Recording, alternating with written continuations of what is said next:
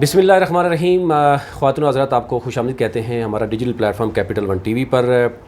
راجہ کفیل صاحب پہلے کی طرح میرے ساتھ موجود ہیں اور بات کریں گے اس وقت وفاق میں آپ نے دیکھا ہوگا عدم اعتماد کے بعد ابھی تک صورتحال کچھ بگڑی ہے۔ 20 جو ایم پی ایز کی سیٹیں ہیں وہ آپ کے سامنے ہیں۔ 17 جولائی کو الیکشن ہونے جا رہا ہے۔ اس کے بعد کہا جا رہا ہے کہ وہاں پر اگر پی ٹی آئی 12 سے زائد سیٹ نکالنے میں کامیاب رہی تو ان کی بن جائے گی، اور نون لیگ اگر 12-13 سیٹیں نکالنے میں کامیاب ہو گئی تو حکومت ان کی ہوگی۔ اب یہاں پر مختلف طرح کے جو صورتحال ہے وہ نظر آ رہی ہے، لیکن 17 جولائی سے پہلے پنجاب میں بھی کوئی واضح صورتحال نظر نہیں آ رہی۔ گلگت بلتستان میں ابھی تک گورنر کا نہیں فیصلہ ہو سکا، اور اس میں تینوں پولیٹیکل پارٹیز کی ڈیمانڈ رہی، پیپلز پارٹی، نون لیگ اور اسی طرح جے یو آئی، کہ ہمارا گورنر ہونا چاہیے، جس کی بیس پہ ہم دیکھا کہ 2 دن قبل کیونکہ عدالت میں معاملہ چلا گیا اور اس میں انہوں نے اسپیکر کو ہی ایک ابھی تک جو ہے وہ ایکٹنگ چارج دیا۔ اب آپ بات کرتے ہیں آزاد جمہوریہ کشمیر میں، وہاں بھی صورتحال انتہائی گمبھیر ہے۔ کل آپ نے دیکھا ہوگا کہ جو برس سلطان کی جو تقریر ہے اس میں انہوں نے بڑا واضح الفاظ میں کہا کہ جو کچھ پچھلے یعنی اس کے ساتھ کیا گیا، وزیر اعظم کے ساتھ کیا گیا، اب انہوں نے یعنی سعادت علی الیاس کو کہا، یعنی عدم اعتماد کی بات اب آزاد جمہوریہ کشمیر میں بھی ہو رہی ہے۔ بجٹ میں جو کچھ کہا جا رہا ہے کہ جو کچھ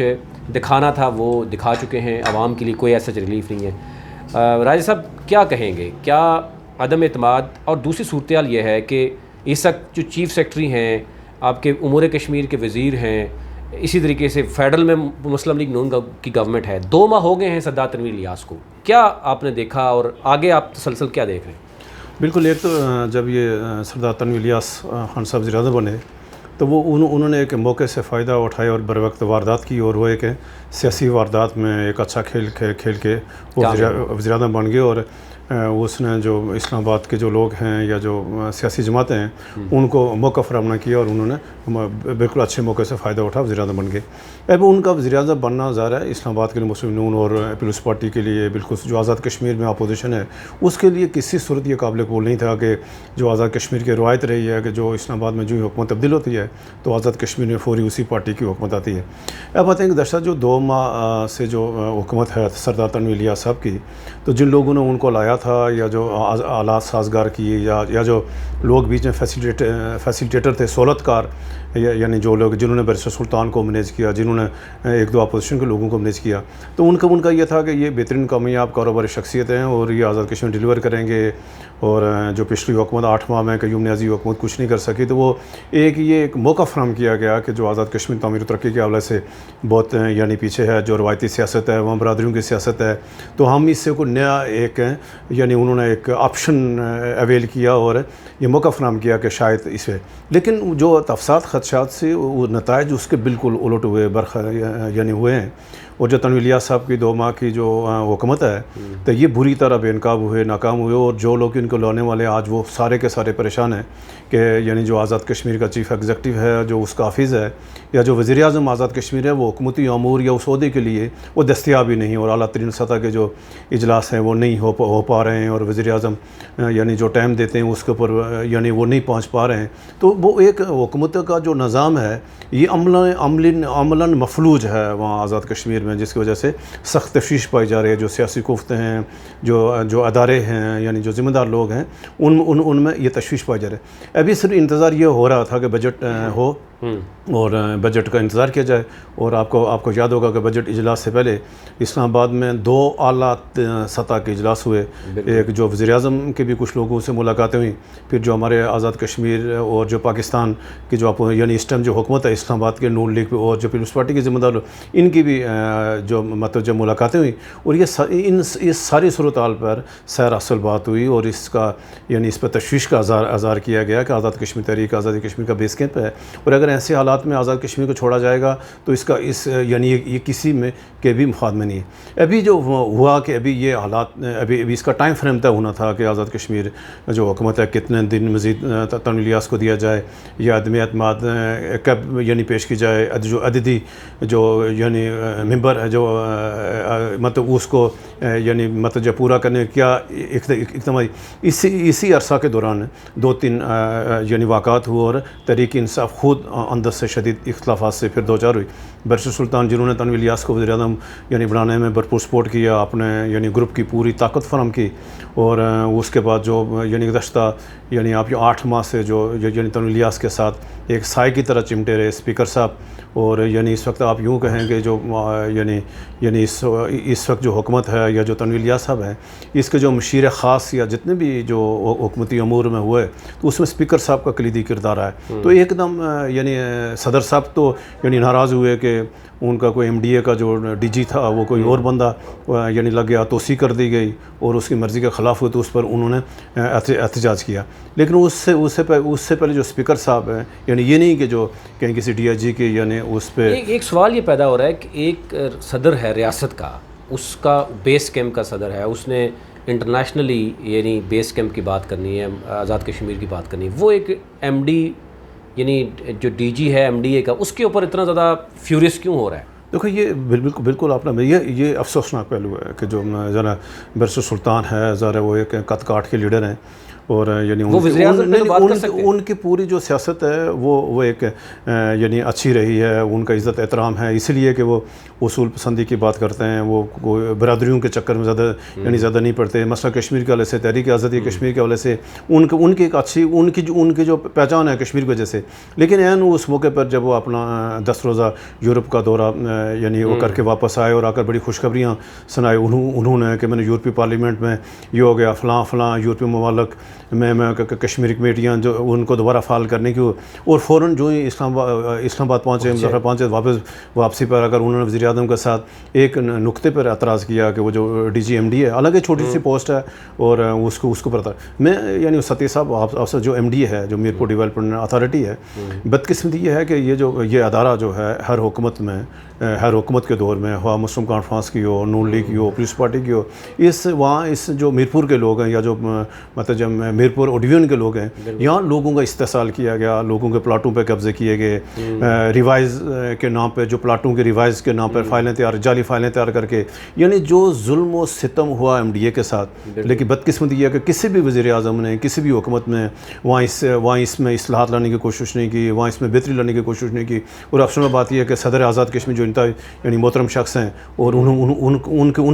نے جو کل جو الزامات عائد کی ہیں, تو میں تو یہ کہوں گا پہلے اس کی جامع تحقیقات ہونی چاہیے. آزاد کشمیر صاحب بیورو موجود ہے, پھر صدر صاحب کو تو الزام لگانے کے بجائے انہوں ریفرنس دار کرنا چاہیے تھا. یہ جو عمران خالد صاحب ہیں بے بس نظر آتے ہیں, اگر آپ دیکھیں تو وہ فرسٹریٹڈ ہیں. اگر ہم دیکھیں وہ تقریر دیکھیں اور وہ بار بار سنیں گے تو وہ ایسے لگ رہا ہے کہ وہ ایک D G M D A کے معاملہ نہیں ہے, وہ فرسٹریشن بھی ہے ان کے ہاں, وہ غصہ بھی ہے کہ وہ اس کے لیے کچھ بھی کریں گے, اور انہوں نے اس کے لیے ایک دھمکی بھی دے دی. دیکھو میں بالکل ایسا نہیں ہونا چاہیے تھا, اور اس میں ان کے جو عزائم ہیں بالکل انتہائی محترم ہیں برسر سلطان, لیکن ان کو اس طرح کی وہاں جلسے میں جس طرح کے ساتھ انہوں نے ایک شخص کو یعنی نام لے کر اور جا کر اس کو سنگین الزامات, اور پھر یہ نہیں کہ ابھی وہ یعنی اس حکومت میں ان کو 1 سال ہو گیا ہے, تو اب وہ 1 سال سے میرا سوال یہ ہے کہ کیا برسر سلطان صاحب یا ان کے جو بیٹے ہیں یا ان کا جو بھائی ہے, کیا انہوں نے وہ جو ایم ڈی ایم ہے کسی کرپشن کا کوئی یعنی کیس فائل کیا, کہیں اقتصاد بیورو میں گئے, کہیں کو جا کے اصلاحات کے حوالے سے کوئی اقدامات کی, یا اس سے پہلے جو ان کی حکومت راجہ فاروق ادر صاحب کی وہ بہت عزت احترام ہے, مطلب وہاں بھی ان کو عزت احترام سے دیکھا جاتا ہے. کیا فاروق ادر صاحب کے 5 سال میں کیا برسر سلطان نے ایم ڈی ایم اصلاحات کے لیے کوئی بات کی, یا اس سے پہلے جو ان کی اپنی حکومت رہی ہے 2011 سے لے کر 2016 تک پیپلز پارٹی کی حکومت, وہ مجید صاحب وزیر اعظم رہے, وہ بھی اس کا حکومت کا حصہ تھے, تو کیوں ریفارمز نہیں ہوا؟ اگر ایم ڈی اے میں ریفارمز نہیں ہوئے, لوگوں کے ابھی پر جو ہزاروں جو میرپور کے لوگ ہیں بیچارے, ان کے 10-30-40 سالوں سے ان کو پلاٹ کے قبضے نہیں مل رہی ہیں, یہ ساری ذمہ داری تو برسر سلطان میں ہے. میں یہ کہتا ہوں ایم ڈی اے میں جتنی خرابی ہے اس میں کسی نہ کسی سطح پر برسر سلطان, ان کے بیٹے, ان کے ابھائیوں کا رول ہے, کیونکہ اس میں ریفارمز کیوں نہیں لا رہے ہیں؟ وہ لوگوں کے پلاٹ کیوں, انہی کے لوگ ہیں, انہی کے ووٹر ہیں, وہی لوگ ہیں, تو لوگ یہ کہہ رہے ہیں کہ ہم پھر کیوں, اگر برسر سلطان چھوٹے سے معاملے میں اتنا بے بس ہے تو پھر وہ بالکل انہوں نے اپنے تقریر میں بھی کہا کہ پھر میں مسئلہ کشمیر کا کی بات کر رہا ہوں, پھر مسئلہ کشمیر کشمیر کے لوگوں کے حقوق میں پھر وہاں میری بات کیسے سنی جائے گی؟ بالکل آپ نے بجا فرمایا کہ یہ معاملہ سنگین ہے. میں تو یہ کہوں گا کہ اس پہ فوری تحقیقات ہونے چاہیے. موجودہ وزیر اعظم کو، صدر کو مل کر اعلیٰ سطح کمیٹی بنانی چاہیے، ٹائم فریم دینا چاہیے کہ اس موجودہ جو ڈی جی ہے اس کے دور میں اگر کوئی پلاٹ الاٹ ہوا چھانبین ہونی چاہیے، پلاٹ ریوائز ہوا چھانبین ہونی چاہیے، تاکہ دودھ کا دودھ پانی کا پانی اور حقیقت عوام کے سامنے آ سکے کہ اس جو ناراضگی ہے اس کی بنیادی وجہ کیا واقعہ کو چھانبین جاتے ہیں یا برسر سلطان اس کو ہٹا کے کسی اپنے مطلب جو من پسند بندے کو لگا کر اور جو پلاٹوں کو لوٹ سے لگانا چاہتے ہیں. یہ لوگوں کو پتہ لگنا چاہیے اور لوگوں کا حق حاصل ہے کو حقیقت جانا ہے. جو لالی پاپ عوام کو دیے گئے یعنی وہ ہم 2016 میں بھی دیکھ رہے ہیں، اس سے پہلے پیپلز پارٹی نے بھی دیے، اب پی ٹی آئی نے بھی دیے کہ بلدیاتی الیکشن کروائیں گے. عوام کا جو درینہ ایک بہت بڑا ایشو ہے گزشتہ 25-30 سالوں سے، وہ آپ کو لگ رہا ہے کہ کام ہوگا؟ پھر اس کے ساتھ ساتھ عدم اعتماد کی بات بھی کی جا رہی ہے. تو ایک تو یہ ہے کہ کیا عوام کو کوئی ریلیف آپ کو نظر آ رہا ہے؟ دیکھیں بلدیاتی الیکشن ہونے جا رہے ہیں ویسے. دیکھیں اگر دیکھو بلدیاتی الیکشن تو آزاد کشمیر اگر اس کی بات ہو رہی ہے، ہاں بالکل، جو یہ سپریم کورٹ کا واضح حکم ہے، فیصلہ ہے کہ آزاد کشمیر فوری بلدیاتی الیکشن آئے. لیکن ابھی اس حکومت نے جو بجٹ ہے اس میں بلدیاتی الیکشن کے پیسے نہیں رکھے، بجٹ ہی نہیں رکھا. تو جب پیسے نہیں ہیں تو بلدیاتی الیکشن بغیر پیسوں کو نہیں ہوگا. پھر جو وہاں پر